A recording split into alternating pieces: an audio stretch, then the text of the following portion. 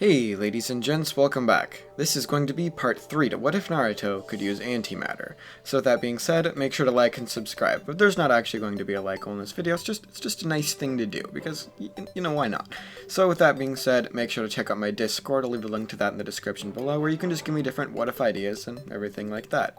So let's do a brief recap of what happened in the last part before getting into the new material of the what if itself. So in the last part, Naruto graduated from the academy, being placed on Team 7 with Ino and Hinata, also, Kakashi.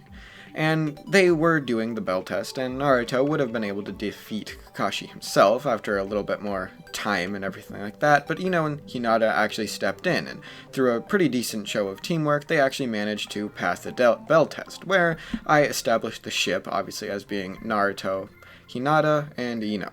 And with that, they're about to start their C-rank mission to guide a bridge builder named Tazuna back to build a fucking bridge. So, that being said, let's just get into the new material of the what if itself. So, it's about a day before they're about to leave for their C-rank mission, and Ino and Hinata are chilling with Naruto. This is probably a few hours after their conversation about sharing Naruto and having Naruto have more than one person with him. And obviously they're fine with this because they both like him, and obviously Naruto, the one who brought it up, would be completely fine with it. So they're kind of discussing exactly how this is going to work and what they're going to do, and Naruto's kind of just sitting there awkwardly. He's never had any experiences like this, and even if he did, that would still be pretty awkward. Like, he doesn't know what he should say. He doesn't know what he should do. He doesn't know if he should, like, chime in and say, hey, I think you guys should do this instead. He doesn't know, like, what he wants to do, and he's kind of confused by this. He's kind of, he's trying to decide what he actually wants to do. Does he want to say something, or does he just want to stay quiet?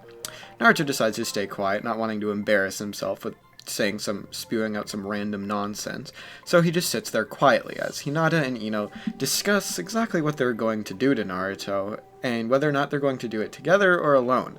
So with them discussing this, Naruto's just like, he's getting too awkward at this point. He kind of stands up and he's like, I'm gonna excuse myself, and he walks away, and he lets them discuss whatever they're going to discuss further on. So Naruto, he meets everybody at the gate the next morning. He hasn't seen Hinata and Ino since then, and he's looking at them, and they keep giving him these weird looks, like they have something planned. But he doesn't know what it is yet, because he asked them what it was, but they said that he'd figure it out later, that they'd tell him later on. He's kind of concerned by this, but he goes on through the mission, trying not to think about it too much. Obviously, this leads to Naruto thinking about it. He's trying not to think about it, but he would obviously think about it. So by the time the Chunin brothers would attack, Naruto's completely out of it. And he's about to get stabbed by a Chunin brother, and he looks up, and he's like, what? He gets taken off guard. He wasn't paying attention. He didn't even see Kakashi get taken out. But Naruto's quick instincts, because of the fact that he's a lot stronger and more trained than he would be in the original, he actually dodges out of the way. And he grabs the blade of the demon brother, whichever one it is. I don't remember the names of literally either of them. And he spins the blade and flips it over basically Naruto's head, sending him flying into the ground. The demon brother would have to let go, or one of them. I don't know who they are. Like, they're pretty useless. They don't really do anything. They're like Sakura 2.0, not gonna lie. Actually, they're better than Sakura, because they actually did manage to almost defeat Naruto. So, I mean, that's something. So, he'd let go of his sword, because he kind of needs to at this point, otherwise he's gonna get sent flying into the ground, and he lands about 10 feet away, actually managing to land on his feet. Naruto's spinning the blade around, he creates a little bit of antimatter around the sword, actually completely destroying it, or whatever his weapon was. I don't remember what it was. Maybe it was like a chain weapon, I think. It was like a chain sword or some shit. I don't remember. But he completely destroys it. It's just gone. Like a pretty decent sized explosion. It's just not there anymore. And the demon brothers would be looking at Naruto now, and they realize they have to team up if they want to take him out. With Kakashi obviously in the background, kind of just watching this go on, because he wants to see if Naruto could do this by himself, or just, I guess, if the team could actually do this by themselves. So they all basically start charging both at Naruto, and Naruto's easily able to evade all of their attacks, dodging them and doing everything like that. And occasionally Hinata or Ino would actually step in and help Naruto out just that tiny bit. The two Chunin brothers would actually get really annoyed by this, and they'd start trying to go after Ino and Hinata, trying to take them out, and then go for the stronger foe. But that's a mistake. That's a big mistake, because Naruto actually has feelings for these two now. Maybe if he didn't, like, develop some sort of a harem with them, he wouldn't care quite as much, but He gets absolutely pissed at this, and he looks at them as they're trying to do that, and he dashes directly in front of both of them. And they're like, what? He wasn't using this much speed before they get sent flying backwards, as Naruto creates this weird orb in his hand before it extends into a beam pointing at them. Obviously, they die from this. That's kind of like the beam attack that I said Naruto could use, and they're both dead. Kakashi would walk out now and he'd realize that Naruto might actually be, like, he wasn't actually trying to kill them at first. He was trying to defeat them and, be able to, like, exhaust them and take them back. That's why he didn't kill them at first. But then he threatened his teammates, and then he realized Naruto knew what he had to do and he killed them. Kakashi kind of commends this. He's like, that was pretty good, Naruto. I think you're going to make a really good ninja in the future. Kind of explaining exactly why he thinks this and what he saw in Naruto. Naruto's pretty proud of this, obviously, because, come on, it's Kakashi Sensei. That's pretty cool, even though Naruto doesn't really know him that well yet. So, they continue on walking, and Naruto, once again, his mind drifts. He starts thinking about it. He's just like, what are those two thinking about? Like, what did they talk about last night? Or, like, he doesn't know. He's really concerned about the fact that they won't tell him. The two of them would notice Naruto deep in thought, and they kind of back up a little bit, trying not to be in the not necessarily line of sight of Naruto, but they just don't really want to have to engage in conversation, because they might get some awkward questions that they don't really want to give Naruto the answers to, at least not yet, especially not with Kakashi around. He might be able to hear something. So, some more time would pass by, and eventually, obviously this is where Zabuza would show up. With Zabuza showing up, he chucks his sword at everybody, and everybody would duck out of the way. Obviously, Naruto would duck too. He doesn't have some weird antimatter armor that he can use or anything like that. Imagine using the antimatter armor. It would be really powerful, but, like, the second somebody, like, would actually, like, cut through Naruto's chakra, which would be possible. Like, Naruto can make it pretty strong, but, like, obviously it is not completely invincible. It would just, like, allow a massive amount of antimatter to escape, and then Naruto and everybody else would be absolutely fucked. Think about that. Maybe Naruto is gonna have, like, perfect Susanoo level chakra later on, but, like, I don't think, at least not yet. Like, come on, bro. So, Naruto basically is like, okay, well, Kakashi, I want to take this guy on now. And Kakashi's like, Naruto, that's not a good idea. He's like a Kage assassin. He's really strong. He's like a Jonin, just like me. And Naruto's like, well, I mean, I almost defeated you by myself, so, I mean, I can't see why I can't take him on. Kakashi sighs, and he's like, fine, do what you want, kid. Just try not to get yourself killed. Naruto obviously be like, cool, I'm gonna go kill him. And Kakashi's like, wait, you're gonna kill him? And Naruto's like, well, yeah, he tried to kill all of us. Obviously, he's not gonna hesitate to kill us, so I don't really see a point in holding back against him. Kind of like how I was against the other two. And Kakashi's like, okay, I see. I got your point. So yeah, go for it, Naruto. Naruto's like, don't need a second word, and he charges towards Zabuza. Zabuza, thinking Naruto's a complete and utter idiot, he swings his sword down, ready to chop Naruto in half. However, Naruto would pretty easily be able to dodge out of the way of this due to his increased speed and strength. With Naruto dodging out of the way of this, he would actually go in for an uppercut. It would land, obviously, but it wouldn't do anywhere near as much damage as he was hoping. Zabuza obviously felt the impact of it, but he'd be like, oh, you're pretty strong, kid, but you're still no match for me, kind of a thing.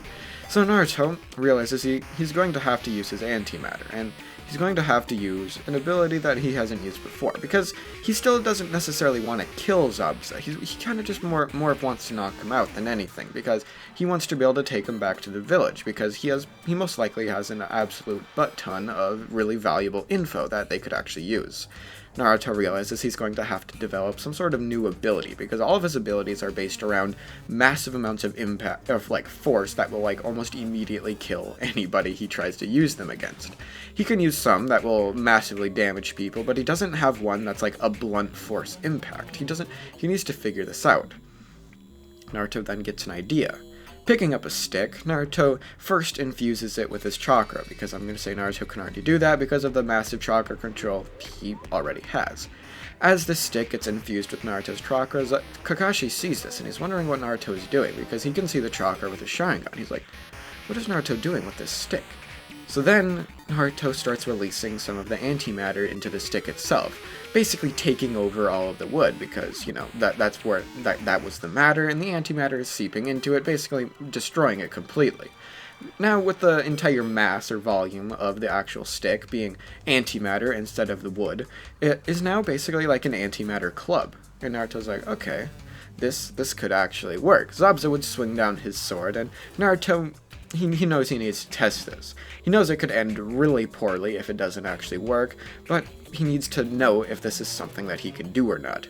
Pointing it away from him, he tries to lead pointing it away from everybody else, he tries to lead Zabuza a little bit away from the rest of to basically the rest of his people around him, because he doesn't want anybody to get caught up in the crossfire if this goes poorly. Kakashi would notice this, and he'd try to help him out. He'd be like, okay, you three, back up. We're going back over here. We're trying to get out of the way. We can walk from a distance. Naruto notices this, and he's like, perfect. Kakashi knew what I was doing. Before holding up his basically antimatter club, he holds it up, basically in defense, as Zabuza is swinging his sword down. Naruto closes his eyes, and tries to basically block this massive thrust that's going at it, and that sounded very odd. And he tries to block the actual attack from Zabuza. It actually works. Naruto blocks it, and it doesn't cut a hole through the chakra. Naruto is like, he's so excited. He's like, yes, I can use this. Then he basically rears it back up, and he swings it. He hits Zabuza directly in the head with it, and Zabuza wasn't actually expecting it to be much of an impact. Like, yeah, it blocked his sword, but it's just a stick, right? He doesn't know what that weird purple blackish shit is that's inside of it. He picked up a stick, so he wouldn't expect much. He'd expect it to break over his head, and then he could go in for a counter. So allowing the stick to hit him, he is ready to go for a counterattack. He already has his sword back, and he's about to swing it. But as the sword makes contact, or the club makes contact with Zabuza's head, he gets sent absolutely flying. He gets sent flying into a nearby tree, knocking into the tree as blood basically, kind of spews out from the spot where he got hit, as he falls down, completely unconscious, as his eyes rolls back in his head. Naruto's excited. He knows he can do this now. Like, what if he did this with a sword? What if he did this with any other weapon? He's pretty excited by this. He's really excited now, because obviously he would be. Like I said, Naruto's chakra isn't going to be, like, completely invincible. I'm just saying it's pretty strong for it to be able to do shit like that, obviously. But, come on, it needs to be strong, otherwise Naruto isn't really going to be able to do anything other than kill people. So, he needs some sort of normal weapon kind of normal weapon that he can actually use for Naruto to not, absolutely murder people. So, Naruto, obviously, would basically signal over for Kakashi and the rest of the squad to show up, and they would obviously show up, and Haku would jump down at this point, realizing that he needs to do something. He knows that Zabuza isn't, dead at this point, just unconscious, and he jumps down now. He's trying to get him out of the way while Naruto is distracted looking at his comrades. As Naruto basically turns around to look at Kakashi and everybody else, they all get this weird panic look on their face, and Naruto's confused at what they're talking about, but then they start pointing behind Naruto as Kakashi starts rushing forward. Naruto, basically just in the brink of time, turns around to see basically Haku standing there with Zabuza hunched over his shoulders as he jumps away. But Naruto didn't really get a good look at his face or anything like that because he was wearing a mask, or she, or whatever it was actually wearing a mask. Naruto, he obviously he'd be really, like, he feels this. He knows that he should have been able to, stop this from happening. He shouldn't have let his guard down so soon just because he took down his opponent. There can always be more than one. I mean, most people operate in more than just one-person squads, or solo, whatever you want to call it. He realizes this, and Kakashi basically just tells him, he's like, Naruto, don't completely blame yourself. Just use this as a basically learning point for later on in your life, and don't make the same mistake again. Naruto would obviously be like, yeah, you're right, Kakashi, thank you. And eventually they would continue on, going to Tazuna's house, where everybody would go to bed for the night. Kakashi used his Sharingan very briefly, just to watch the fight with Haku, with Zabuza and Naruto, trying to see exactly what Naruto was doing and how he was using his antimatter to the basically maximum potential. So he would need probably a day or two to recover. Anyway, after that night, Naruto and everybody else would be training, and a little bit more time would pass by, and Naruto obviously would be able to really quickly learn water, tree, and everything like that walking. He'd be able to do that relatively easily because of his better, literal chakra control that's better than Sakura at this point. So he's pretty easily able to do that kind of stuff, and eventually the night would come along. Now, everybody's been training for a while. Naruto's pretty tired. He's not nearly as tired as he would be if he was training by himself, because he'd be doing much more intense physical training, but he's like, I'll probably go to bed in a few hours at this point, kind of tired. However, Ino and Hinata have something else in mind. They basically separate Naruto from Kakashi, taking him out into the woods, and Naruto's like, are you guys gonna, like, tell me what you have in mind yet? And they turn around and they're like, Naruto, I need to clarify something, actually, because I never actually stated this. Or, I never necessarily didn't state this. Actually, no, I won't state anything. I'm not gonna have him do anything, at least not yet. They basically look at Naruto, and they basically tell him, they're like, well, we discussed it, and we think we're gonna wait a little bit before things escalate too quickly. We'll still be your girlfriends and everything like that, but we probably shouldn't be doing anything too quickly. Naruto lets out a sigh of relief, knowing that he's not gonna have to, basically, not necessarily turn these two down, but he's not gonna have to, I don't know exactly how to put it. He's just relieved that he doesn't have to do anything weird, at least not yet in his life. Because, again, Naruto's like 12 years old at this point. Like, I could have made a retcon and be like, actually, the what if is going to take place like 6 years later, but I don't feel like doing that. Things are, maybe I'll have it happen later in Shippuden. We'll see. Anyway, they would eventually return back to Tasuna's house, where Kakashi is wondering exactly where they went, because all of them are kind of like blushing and like sweating a little bit at the face. Not for like that reason, just more like a nervous thing than anything. And using this to their advantage, they're like, oh, we were just training, with Kakashi obviously buying it pretty easily because, you know, they were blushing and sweating a little bit. It looks like they were training. So a little bit more time would pass, or like literally like the next day, Kakashi would be like, okay, I think I've recovered enough, we're gonna go, and we're gonna go to the bridge now. And they obviously would head over to the bridge, and when they get there, they have their next encounter with Haku and Zabuza. However, that's where I'm going to leave this part off. So I'll see you guys in the next part. Peace out. Bye.